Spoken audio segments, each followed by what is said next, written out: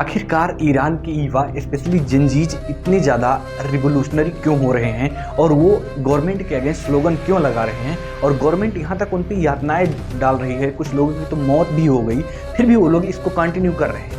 तो नमस्कार दोस्तों, इस वीडियो में हम इन्हीं चीज़ों को समझने की कोशिश करेंगे कि ईरान में हो रहे इस प्रोटेस्ट का रीजन क्या है, दूसरा इसको गवर्नमेंट सॉल्व कैसे कर सकते हैं, तीसरा कि इन सब के होने से आसपास की जियोपॉलिटिक्स पे इम्पैक्ट क्या पड़ेगा। दोस्तों तो हम पहले डिस्कस करते हैं कि अभी करंट में ये जो हो रहा है इसके मेन रीजन क्या है।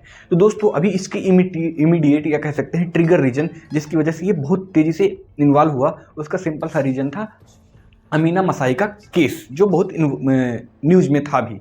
अब बात करें दोस्तों यहाँ के पॉलिटिकल और सोशल बैकग्राउंड की, जो कहीं ना कहीं ये बेस क्रिएट करता है जहाँ से ये इस टाइप के प्रोटेस्ट ओरिजिन में आते हैं। तो यहाँ का जो पॉलिटिकल सिस्टम है दोस्तों वो धार्मिक गणतंत्रवाद का कह सकते हैं आप, जो कि धर्म के पूरे रेगुलेशन से चलता है।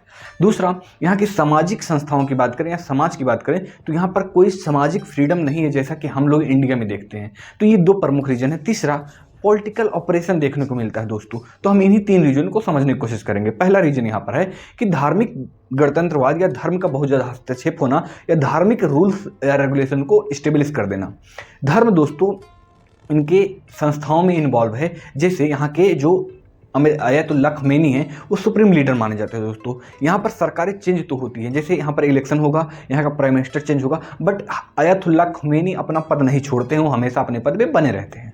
ये इंपॉर्टेंट, और उनके जो छोटे छोटे इंस्टीट्यूशंस हैं उनके अंडर में काम करते हैं, और प्राइम मिनिस्टर जो होता है जनरली वो आयतुल्लाह खमेनी का बात मानने के लिए बाध्य होता है। तो आप देखेंगे कि इस वजह से वहाँ पर जो भी चीज़ें होती है आयतुल्लाह खमेनी के अकॉर्डिंग ही होती है, और आयतुल्लाह खमेनी जो है वो लीडर ऑफ द कंट्री है और वो एक धार्मिक पर्सन ही होगा। तो आप कैसे एक्सपेक्ट, उनके जो सिस्टम है, पॉलिटिकल सिस्टम है, वो रिलीजियस से इंस्पायर है, ना कि मॉडर्न सोसाइटी से इंस्पायर है, मॉडर्न नीड से इंस्पायर है। अब आप देखेंगे दोस्तों कोई भी संस्था या संगठन या सिस्टम तभी तक काम करती है जब तक वो लोगों की सिस्टम लोगों की डिमांड को फुलफिल करेगी, और डिमांड को फुलफिल नहीं करेगी तो लोग उस सिस्टम के अगेंस्ट जाके विरोध कर देंगे। तो एक पॉलिटिकल रीजन अगर जो माने तो ये है कि वहाँ का सिस्टम जो है धर्म से इंस्पायर है और धार्मिक चीज़ों का इन्फ्लुएंस सीधे देखने को मिलता है। दूसरी बात करें दोस्तों तो वहाँ पर आप मान सकते हैं कि वहाँ की सोशल जो स्ट्रक्चर है या सोसाइटी है वो ऐसे फ्रीडम को एक्सपीरियंस नहीं कर पाते हैं जैसे अदर कंट्रीज में करते हैं। एग्जाम्पल के तौर पे दोस्तों वहाँ पर हिजाब पहनना अनिवार्य है, आपको स्टाइलिश कपड़े पहनने में भी रोक टोक है, फिर आप अपना हेयर स्टाइल भी बहुत अच्छे से नहीं कर सकते या अपने अकॉर्डिंग नहीं कर सकते हैं। इसके अलावा आप संगीत यानी कि म्यूजिक सुनने में भी रिस्ट्रिक्शंस है, आप पार्टिकुलर टाइप के म्यूजिक सुन सकते हैं, पार्टिकुलर टाइप के नहीं सुन सकते हैं। और इसके अलावा दोस्तों आप चौथा रीजन देखें तो वहाँ पर रिलेशनशिप, अगर जो किसी का रिलेशनशिप किसी से है तो उसको भी आप सोसाइटी में आके एक्सप्रेस नहीं कर सकते हैं। और अब आप बात सोचिए दोस्तों कि ये चीज़ें उस सोसाइटी में है, फिर वहाँ पर गवर्नमेंट ये परमिट कर रही है कि इंटरनेट तो चलेगा। अब बात बताइए, अगर जो मैं बाहर से ये सब चीज़ें देख रहा हूँ कि किसी अदर कंट्री में ये सब आम चीज़ें हैं और हमारे यहाँ प्रोहिबिटेड है, तो ऑटोमेटिकली हमारे माइंड में आएगा रिवोल्ट के लिए। तो कहीं ना कहीं ये भी कारण है कि वहाँ का सोशल ऑपरेशन जो कि लोगों को कमज़ोर कर रहा है या लोगों को फ्रीडम को एक्सपीरियंस करने नहीं दे रहा है, इस वजह से लोग इस रोड पे निकल के आए हैं। और ये पहला रिवोल्ट नहीं है, पहला विद्रोह नहीं है दोस्तों, पहला प्रोटेस्ट नहीं है, इससे पहले भी बहुत सारे हो चुके हैं, बट ये इस वाला थोड़ा बड़ा है इसलिए ज़्यादा न्यूज़ बन रहा है। और तीसरा इंपॉर्टेंट अगर जो बात करें दोस्तों तीसरे रीजन की, तो तीसरा रीजन ये है दोस्तों कि यहाँ पर पहला पॉलिटिकल हो गया, दूसरा आपका सोशल हो गया, और तीसरा इंपॉर्टेंट रीजन है दोस्तों पॉलिटिकल ऑपरेशन। पॉलिटिकल ऑपरेशन का मतलब यहाँ पर ये है कि ये सिस्टम जो है ईरान का बना हुआ है वो स्पेशली उन लोगों को पॉलिटिकली अप्रेस करता है जो कभी लिबरल आइडियोलॉजी के हैं, जो चाहते हैं कि जो है ईरान में सुधार आए, ईरान में भी फ्रीडम हो, ईरान में भी लोग अपने राइट टू लाइफ के जो है पूरे राइट को एंजॉय कर पाएँ जैसे इंडिया में है, इस टाइप के। तो वो सब चीज़ें वहाँ पर ऑपरेस की जाती है। इसी वजह से वहाँ पर पॉलिटिकल ऑपरेशन भी एक रीज़न है कि वो जो पॉलिटिकल ऑर्गेनाइजेशन जो छुप के काम करती हैं वो भी जब ऐसा कभी प्रोटेस्ट होता है तो खुल के सामने आ जाती हैं। ये तीन प्रमुख रीजन है दोस्तों जिस वजह से ये प्रोटेस्ट हुआ।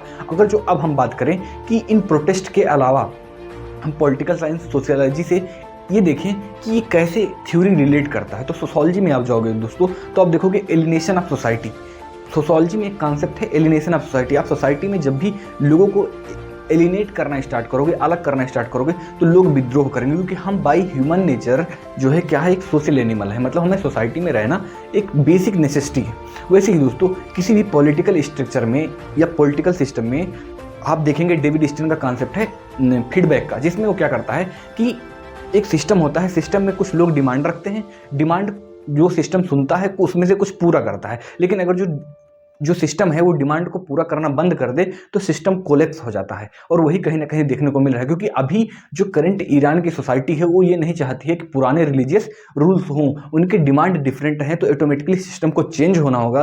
अगर जो सिस्टम सर्वाइव करना चाहती है और नहीं सर्वाइव करना चाहती है तो ऑटोमेटिकली वो फेल होगी। तो यहाँ ये जो अभी इवेंट हो रहा है हमारे डेविड स्टीन के जो है सिस्टम थ्योरी से रिलेटेड है।